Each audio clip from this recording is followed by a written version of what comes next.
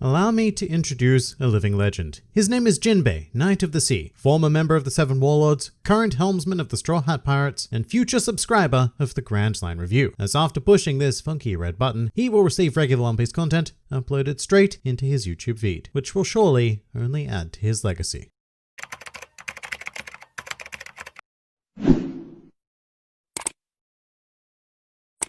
And look, there's really nowhere else you could possibly start in this video than acknowledging that the magnificent whale shark has reappeared into the story for the third time now, and hopefully it's for good. Oh Jinbei, how I have missed you. And first of all, I'm pretty chuffed to see the shark, because with his appearance that makes 3 out of 7 Wano predictions I made for Act 3 that have come true. The other 2 being that this would be the part where we see the Odin flashback, and that Denjiro would be revealed. All of which probably seem like extremely lame predictions in retrospect, but at the time, nothing was really certain. In any case, I'm not usually a heavily speculative person, outside of chapter reviews anyway, so putting that random video aside for now, I am pretty damn thrilled that Jinbei is back in action. Although I will say that he did very casually re-emerge during this chapter. In fact, in the last chapter review, I think I said something along the lines of, this probably isn't the time to have Jinbei or Nekomamushi be brought back into the fold, because we had just had 2 heroic rescue moments, one being the worst generation captains, and one being Denjiro. But here we are for the 3rd chapter in a row, with a heroic rescue scene. And now that it's here, look, I can't bring myself to complain about it whatsoever, especially with that beautiful panel of Jinbei decimating that beast pirate's vessel. It's a great reminder of how absurd of an asset that Jinbei is, because just as Luffy stated a couple of chapters ago, when you're at sea, you fight with pirates. And up against a man whose ultimate weapon is the sea itself, well, most opponents are going to be pretty screwed. Now, something I should also probably address is that Jinbei looks exactly the same as he used to, which may come as a bit of a surprise, primarily due to a misinterpreted thought that once ran rampant throughout the online fanbase, and it's born from an interview that Oda did in 2018 with Yomiuri Shimbun, a newspaper, which is what Shimbun means, fun fact, where he was asked why he doesn't include Jinbei in color spreads with the rest of the Straw Hats, and he stated that he doesn't want to spoil one of the surprises about Jinbei's current situation since his last appearance. And many people, myself included, took that to mean that he can't be in spreads because he will have had some radical change in character design. Like maybe he's lost a limb, or he's become super old because Big Mom might have taken a ton of years of his life, or even that Jinbei might become the eventual eye patch donning pirate. But upon further reflection, Oda never said anything about changing Jinbei's design, and that quote-unquote surprise may have simply been that Jinbei was alive, and that Oda didn't want to have that taken for granted. However, with this chapter,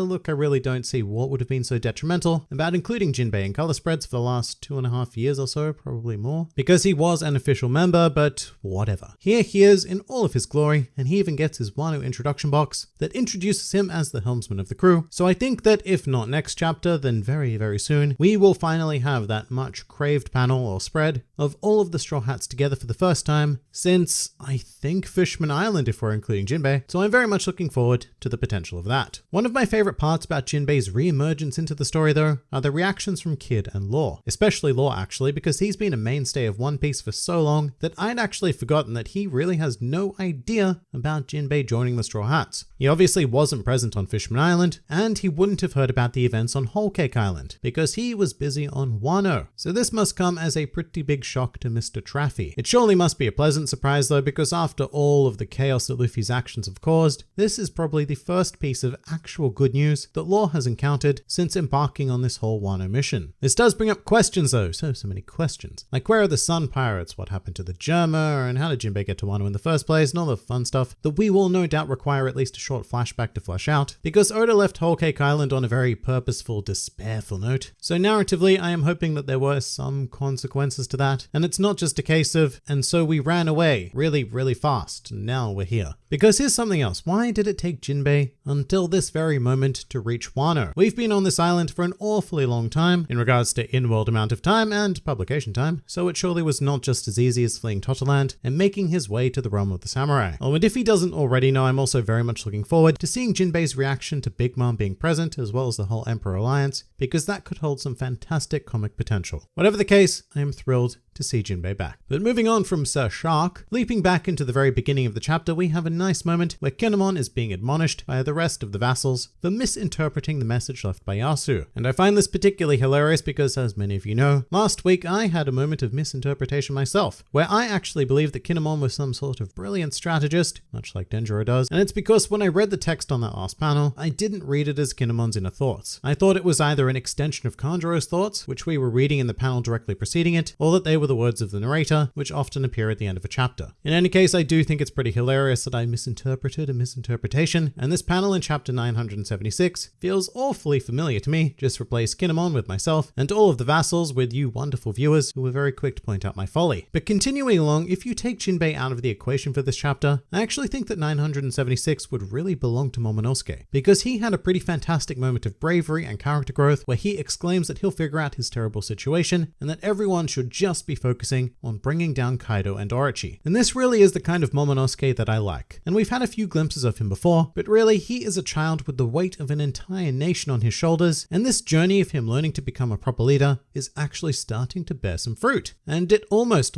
makes you forget about all of the times that Momo was just used as a bit of a pervert and to construct some sort of ecchi comedy scene. Although even with that, now that we have the context of Odin, it makes a lot more sense, because Odin wasn't always this heroic being, and a lot of the time he was actually kind of a prick. So Momo is very much reflecting his father, a perverted yet noble leader. The best part though is that Luffy immediately recognizes this brave facade that Momo was putting up, and he essentially says, "Good stuff, whiny kid, so I'ma come save you eventually," which then results in Momo making this face, which seems very evocative of almost every princess we've ever seen in One Piece, when Luffy proudly declares that he will either save them or their kingdom. So I know that Hiyori is here as well, but there is a good argument to be made that Momo fulfills the princess role of Wano. And speaking of Hiyori, she was mentioned during the chapter by our resident traitor Dick Jiro, who appears to be threatening her life. But it made me wonder what her purpose is going to be going forward, because now that all the Denjiro business is all out of the way, there is no need for her to continue to avoid Kinemon's group. No need that we're aware of anyway. Knowing Denjiro though, I imagine that he has given her some kind of special purpose in the events to unfold, and there may come a moment where Hiyori is some sort of fated key to everything. Exactly when and what that is, who knows? But I very much doubt that she is going to stay quiet and hidden for the entirety of the war to come, or at the very least, I supremely hope that she won't. Back to Kanjuro though, he is becoming far more of an interesting character than I ever could have imagined when he was an ally, specifically in regards to his devil fruit ability, which seems to be far more versatile than we were led to believe. And Mr. Kanjuro proved this by using his hair to craft an inky storm cloud, as well as shower down some ink arrows from said cloud. And this makes quite a lot of sense. Kanjuro is not restricted to just using his brush. The fruit appears to be activated by any source of drawing or inky drawing anyway. So why not use your own hair? I mean, that's what old brushes were made out of anyway. So hair is a pretty perfect vehicle, provided one can manipulate it, which I guess he can. And unless this is an added benefit of the devil fruit itself, then I suppose we have no choice but to assume that Kanjuro can use a form of Seimei Kikan, also known as the life return technique, which was performed by both Rob Lucci and Kumadori, formerly of Surfer Ball 9, which very notably doesn't just give its user hair control, but also supreme command of any bodily function. And of course, Kanjuro's use of this resembles more of Kumadori's use, and I actually think that it would be really interesting if Kanjuro had varying degrees of drawings that he could create. Like there are the crappy ones we're used to seeing where he uses his left hand, maybe there are some middling ones where he uses his right hand, but then when he invokes his hair, well, that is when the true masterpieces emerge. But then again, there is no guarantee that this is life return, because I really don't think it's out of the question for it to be a bonus function of the devil fruit, but I am hoping that it well isn't that, because that would imply that Kanjuro might be able to invoke some other uses of life return and thus become a far more powerful and troublesome opponent than I feel any of us could have imagined after his traitorous revelation. I kind of love it though, and Kanjuro has become someone who really aesthetically intrigues me, and I am very much looking forward to seeing more of him in a proper battle context, because I think that it's going to make for a very creative and memorable experience from Oda. Now, as for something kind of miscellaneous I'd like to highlight, I just have to say, what the hell is this panel? The art for this chapter, and most chapters, is fairly flawless, except for this really incredibly weird shot of Luffy, and I think it feels a bit off because his eyes are like too close together. I mean, if his right eye were just a little further apart, then it would probably all be fine. It's an incredibly minor issue though, but one that did make me stop for a second and just go, what